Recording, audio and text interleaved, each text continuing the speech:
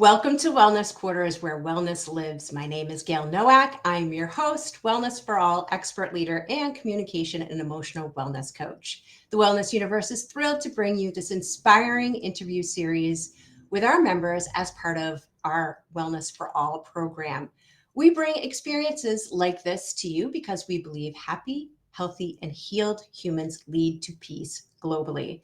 Join us here on the second Tuesday of each month at 5 p.m. Eastern Time and the fourth Wednesday at 3 p.m. Eastern Time for a 15-minute session filled with insightful interviews and practical wellness tips from top professionals in the wellness universe. Whether you're seeking inspiration or actionable advice to enhance your well-being, Wellness Quarters is your go-to destination for support on your journey to a healthier, happier life. This pay what you can donation-based program is supported by generous viewers like you. If you'd like to donate, you can do that now, after we're done, or anytime in the future using the link in the chat. And a special thanks to everyone who's already donated. And if you'd like to reach out to me about the show, my details are in the chat as well. At the end of this episode, you'll see a pop-up to leave a rating and review. We're so grateful for yours as it helps Wellness Quarters reach more people seeking tools and practices to optimize their well-being. Today, I'm so excited. We're speaking with Jennifer Moore about tapping to release toxic self-talk.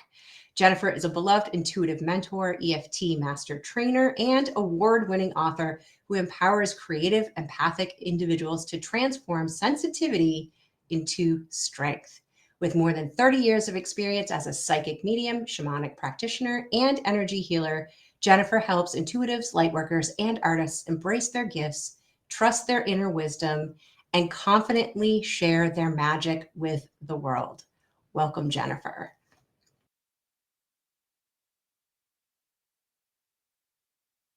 Thank you so much, Gayle. I'm delighted to be.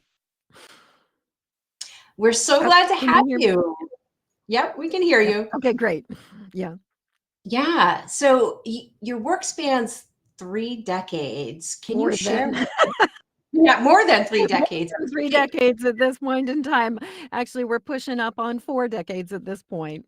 Wow. Yeah. Yeah. So Yeah. can you share with us what initially led you to discover EFT and how it became such a powerful tool in your own healing and with your work with others? Absolutely, I'd be delighted to. So, the EFT is definitely not my first rodeo. I'll just say that I was born as a very highly sensitive, empathic person, pretty rather neurospicy, and so I've always been a bit of an outlier, a little bit of an outsider, sometimes a lot of an outsider, and so living life has not always been easy for me. I've been very sensitive.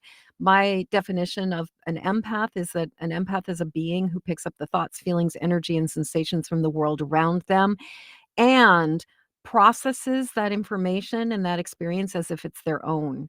And so, as somebody who was very, very sensitive and empathic, I grew up being told that I was too sensitive, that I was overreacting, that I was taking things too personally. And it just made life hard. And so I sought out numerous tools. I also had a lot of psychic ability and sensitivity. So one of the first things that I started doing when I was in my late teens was actually reading cards for people. And I was surprised at how good I was at it. But the thing was that I just kept on finding that just having the information was not enough. And like if you're reading cards for somebody and you're like looking at the cards and saying, you're going to meet this person and this is going to happen and this is going to happen. It's not that helpful, especially if somebody has patterns that keep getting in the way.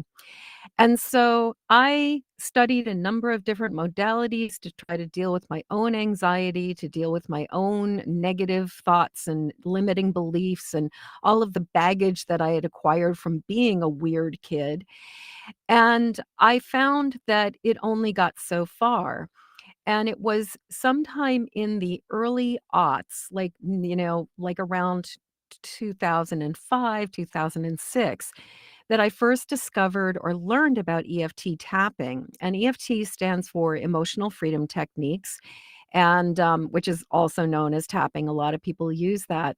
And when I first discovered it, I'll be completely honest, I thought it was really weird. I thought it looked weird that, because you tap on the meridian points on your face and on your chest and under your arm. And being somebody who was concerned about already being weird, EFT felt like a little bit of a strange thing to get into. But as I started to learn more and more about it, and this was years where I kind of dabbled in it and I kind of explored it. And it wasn't until 2012 when I was driving in a bad car accident with my husband. Not car accident, I'm sorry. I have a history of car accidents, so Freudian slip there. But I was driving in, bad weather. It was 2 inches of, and you live in New England, so you understand what this is like, where it's like black ice, 2 inches of sleet all over the road on 95 going from New Hampshire to Maine, and it was a mess, and I was terrified. And so as we were driving, I mean, on a scale of 0 to 10, my emotional intensity and fear was at about a 10. And so I, um I basically was like, I know about this tool, this technique. Would you mind if I just tried it? And so I just started tapping, even though we're driving in this really horrible snow weather and we could get into an accident and I could die. I'm okay. I deeply and completely love and accept myself. After like one round of tapping, I noticed a difference. I started to feel calmer. I started to feel more like I can handle this. After 2 rounds of tapping, I was kinda like, "Yeah, we could get into a car accident. Might, it will suck, but whatever." And by the 3rd round of tapping, I was just like, "Yep, anything could happen, but I'm okay right here, right now, and I'll deal when it happens." And so that is what sort of made me go, "Oh my god, this tool really seems like it's powerful. I wanna learn more." So I started to investigate because I am a lifelong learner. I adore learning things, and so I just kinda did a nice deep dive. Some people might call it a hyper focus. And I started to do this nice deep dive into learning about EFT, and I just immediately wanted to share it with my clients that I was working with at the time. So I was like, "Hey, I've got this tool that I just discovered. Can I share it with you?" And I started to discover just miracles for people pretty much like even after 15 minutes of tapping, things that people had been stuck with. Like one client came to me and she had had a very traumatic birth experience and she couldn't even imagine having another child because of the experience. After tapping for 15, 20 minutes, she was thinking about the possibility of having another kid. Sort of fought, like fast forward many years later, she didn't end up having another kid, but the possibility was available to her. So, this just my love for the effectiveness of it was what really got me to start studying it, and because I loved it so much, I knew that I wanted to learn how to share it with other people and eventually how to train other people to become practitioners as well, which is part of what I do in my big sort of smorgasbord of techniques and tools that I use and skills that I've got. So, to really if to just answer the question of what is EFT, the really simple answer is that it's kind of like a form of mental and emotional acupuncture without the needles that allows us to address any number of issues, whether it's physical, mental, emotional, or even spiritual, and change our perspective and find relief often when we haven't been able to find relief for years around something. So there we are. Yeah, thank you for sharing all that. And I love that we're having this conversation this week because it was one of the tools that I pulled out of my toolbox last week when I was having a moment of frustration and just, going through the points and just voicing, moving that energy and voicing how I was feeling, with full acceptance. And even in the first round, I started laughing. Yeah. you know, Yeah. so and I can relate to what you're saying about, at first sort of thinking that it looked weird and, what is this all about and how could this possibly work? to moving more into, well, what harm is it in trying? So for those who are new to this, new to tapping, new to EFT, do you want to walk us through what that's all about? I would love to walk you through it. And actually, um, you know, what I want to say in regards to the topic of our meeting, the tapping for toxic self for sort of like, dealing with toxic self-talk, that EFT has many, many different applications, and it can be applied in many different ways. The basic recipe, the basic approach is incredibly simple, and learning how to use EFT really effectively is can be very nuanced and can take many, many years. I feel like I'm still learning about it. But the really, really simple technique, and I'm gonna teach you a really simple thing that's really great way to just kind of, if you're feeling stressed out, if you're noticing that you're just kinda like, the technique called touch and breathe is something that can really make a huge difference. And so I'm just gonna show you, and we're gonna lead you guys, if you wanna join along with me. We're just gonna start by touching the top of our head, which is the first point in EFT. Actually, and so we're just gonna start by tapping, actually not even tapping, but just touching the top of our head. I'm just gonna take in a nice deep breath and breathe out any stress, tension, worry. And then we're gonna move to the eyebrow points, and again, we're just gonna breathe in and let go. And now we're gonna move to the sides of the eyes.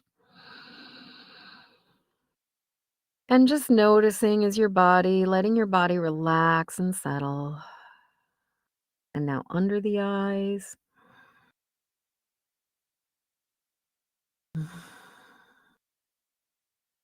And now under the nose.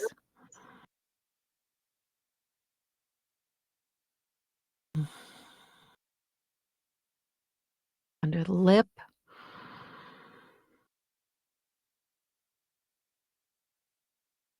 And now the collarbone points. They're kind of right down below the clavicle. And then under the arm. Sort of if you run down the arm, past the armpit, sort of on the rib cage, sort of parallel to where your nipple is, and just breathing in.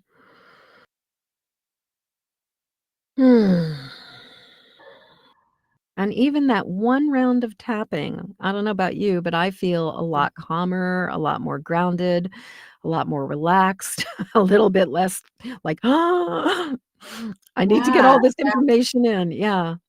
right. Yeah. What I'm noticing as we were going through, even just the touching and the connecting to the breath, I've been noticing lately, like sort of bracing for Yes. impact, like just Yes. carrying that tension in my body. And so I just immediately noticed that start to melt away. Absolutely, and oh my god, that is such a great description of the way I think so many of us are feeling right now, is bracing for impact, and EFT is such an incredibly powerful tool. I was actually I'm teaching a level 1 and 2 EFT training right now, and my students and I were working on Saturday, and, we were having a conversation about just all of the things that are just so stressful and so annoying in just the world right now, and we ended up tapping on an annoyance, that's going on in the world, and it was amazing how taking us out of that kind of anxiety and that stress and that, like, irritation to just being able to laugh at some of the absurdity of what's going on made such a huge difference. And you were talking earlier about when you tapped, just bringing you to that place of laughter. And that can really, really make a big difference, which in some ways, and when it comes to toxic self talk, sometimes like just being able to get to that place where we can just sort of look at it and accept it and acknowledge it and move to that place of like, just the recognizing the absurdity of it, recognizing the silliness of it, recognizing how pointless it really is. Yeah, Yeah. and can you give I think we all know what you mean by toxic self-talk, but I would love to hear um, maybe some of the common things that we might be saying to ourselves when we're feeling down or we're disappointed or something didn't go the way that we wanted it to go. Absolutely. So, I mean, for so many women, body image is such a thing.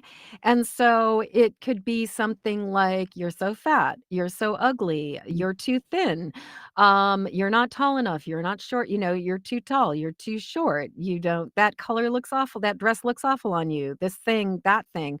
So a lot of times it can be, especially I think for women, we can attack ourselves around our appearance. But there's also things like, I'm not good enough. I can't do this. I'm never going to succeed. Nobody likes me. Everybody hates me. I'm going to go eat worms. Like, there's all kinds of ways I can't possibly do this. I can't handle this.